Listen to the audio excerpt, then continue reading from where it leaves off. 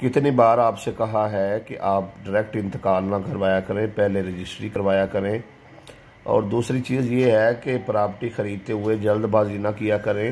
पहले अच्छे से जो डॉक्यूमेंट है, कागजात हैं, उन्हें चेक कर लिया करें। अभी एक भाई की कॉल आई, उसने बताया कि मैंने जगह ख़रीदी, रजिस्ट्री नहीं करवाई, डायरेक्ट इंतकाल करवा लिया, कब्ज़ा ले लिया। तो अब कुछ टाइम गुजरा है तो जिससे मैंने रकबा ख़रीदा हुआ है उसका कोई खातेदार है, उसका चचाजाद है, वो कहता है भाई आप ये जगह छोड़े, ये हमारी मलकियत है। तो अब भाई वो बड़ा परेशान था। अब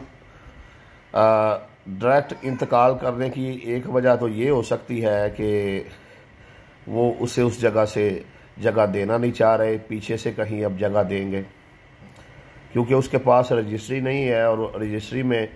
हदूद अरबा लिखा होता है। तो अब हदूद अरबा नहीं लिखा, अब वो उसी खेवट में उठाकर उसको कहीं भी फेंक दे,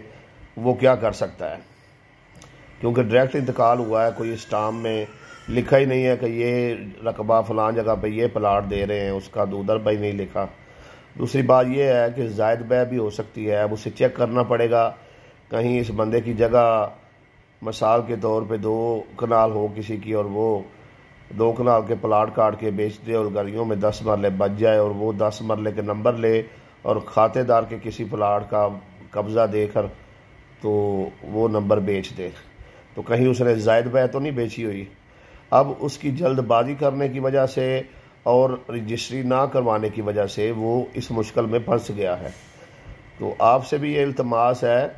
कि कोई प्रॉपर्टी ख़रीदने से पहले जो है अच्छी तरह उसके कागजात जो है वो चेक करें,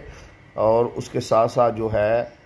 ये भी चेक आपने करना है कि पहले रजिस्ट्री करवाएं और बाद में इंतकाल करवाएं।